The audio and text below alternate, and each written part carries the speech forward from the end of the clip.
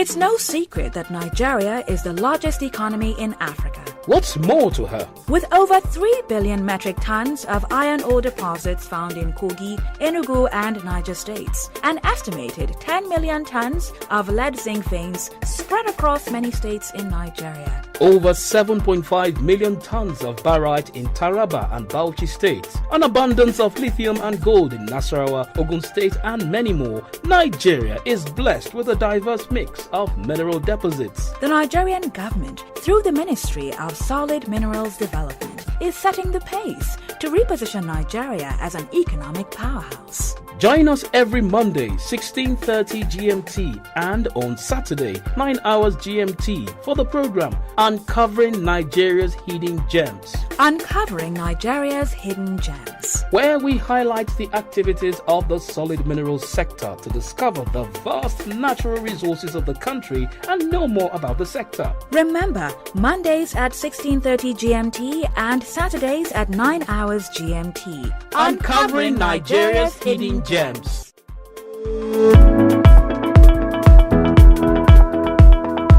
Mr. Lawson, can you walk us through your exploration strategy for identifying potential gold deposits in Nigeria? Thank you. I'll gladly do that. But gold exploration, we use a number of methodologies to reduce the risk for eventually ending up in a drilling program. The various methodologies we use start at ordinary desktop research, geologically prospective areas. We're currently obviously in the southwest of Nigeria, so we focus around there. And when I say desktop research, we start with looking at available regional magnetic data and regional geological mapping. That gives us areas to focus on. Based on that, we then look to ground truth what we see in the desktop. So that's visiting areas and seeing if there are any signs of interesting geology, whether it's faulting, shearing, contact between geological packages. And we carry out soil geochemistry samples across these areas. Soil geochemistry samples means taking soil samples and stream samples as well from those streams, different intervals, and then sending these samples off to the lab to analyze the gold content. And that kind of narrows down an area. And then if these areas come back positive, we then increase our scope to looking at trenching, see what's below the surface, and subsequently drilling. So as you know, drilling is an expensive and time-consuming process, which means we have to de-risk as much as we can prior to getting to the drilling process. So we currently are drilling at a number of targets that we've taken through this process, and we're also currently continuing to drill around Segilola to see if there's any additional discoveries that can be made there. Okay. How do you manage tailings and waste rock at the gold project site?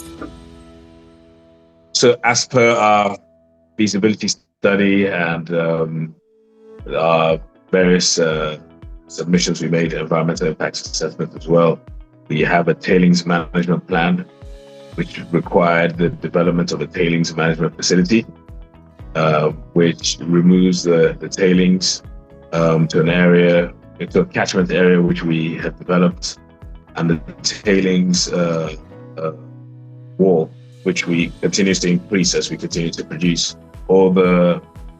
Our tailings eventually end up being inert.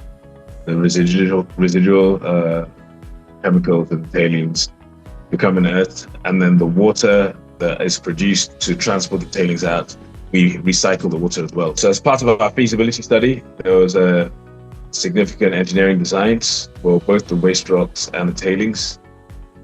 Our tailings we put into a tailings management facility, which we excavated, and we continue to build tailings walls to contain the tailings. The tailings are delivered in the form of a slurry with whatever residual chemicals in there becoming inert over the course of 24 to 72 hours. The water is then recycled and reused as part of the gold processing process. Also with the waste rock, We put the waste rocks into organized waste rock dumps. We've also purchased a crusher about 2 years ago, and we use the crusher to process the waste, a lot of the waste rock, into stone dust and into road building materials, which we then use as part of our corporate social responsibility to repair roads, keep the roads in the pits of the mine, and also the access roads as well. All right. Can you provide an update on Thor Explorations lithium exploration drilling in Oyo State? Yeah, so we actually slowed down a bit on our lithium drilling.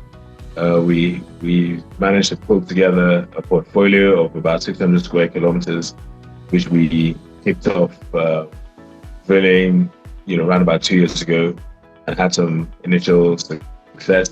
We've now really focused on steadily getting these things drill ready. So we have a critical mass of targets to drill to try and elevate that to a resource. So at the moment, our real focus has been on our gold assets, our gold licenses, after which we're going to step up on the lithium drilling that we are currently delineating. Okay, aside from that, do you have any other projects that you're exploring? So we're constantly exploring in Nigeria. Like I say, our focus is gold. We are a first mover in the country. We are also taking a long-term view of Nigeria. We believe it's underexplored. We believe it has significant potential to become a mining jurisdiction. So we're constantly reviewing opportunities. We're constantly exploring. Exploration is always ongoing around Segilola, where we are. And then we're always open to people who have licenses that may be in prospective areas that are looking to partner as well. All right. And can you provide further insights into the significance of the company's presentation of a shareholding certificate to Osun State's government? Yes, I'll gladly do that. When we acquired the Segilola project in August 2016 from Tropical Mines, one of the things ourselves and Tropical Mines agreed to do was to issue shares to Osun State and to the local communities that were within proximity of the mine, so that they could also benefit from the success of the mine. So these shares were issued to the state in August 2016, so right about 9 years ago. I think the project has been through various phases, from exploration through the feasibility studies, through construction, then into production. Whilst it's been in production, the priority has been repaying the loans it required to build the plant to African Finance Corporation. Now those loans have been repaid. We're excited to start distributing dividends in the future to our shareholders. Osun State now being one of them, having been one of them since 2016. I think the handing of the certificate was symbolic. They always had the shares, but it was symbolic to recognize the fact that we recognize our host state, we recognize our host communities, and we want to be aligned with them and hopefully continue to develop, and the state continues to benefit from our presence in the state. Lastly, Mr. Lawson, what's your reaction to the Minister of Solid Minerals, Dr. Dele Alake's call for a peaceful resolution between the company and Osun State government? I'm very pleased with this. We obviously, since these allegations were made in late September, early October, the committee issued a report, fact-finding report looking into those allegations. We're very pleased with the content of the report. It shows no wrongdoing on our behalf. And we look forward to being amicable and working alongside the state going forward.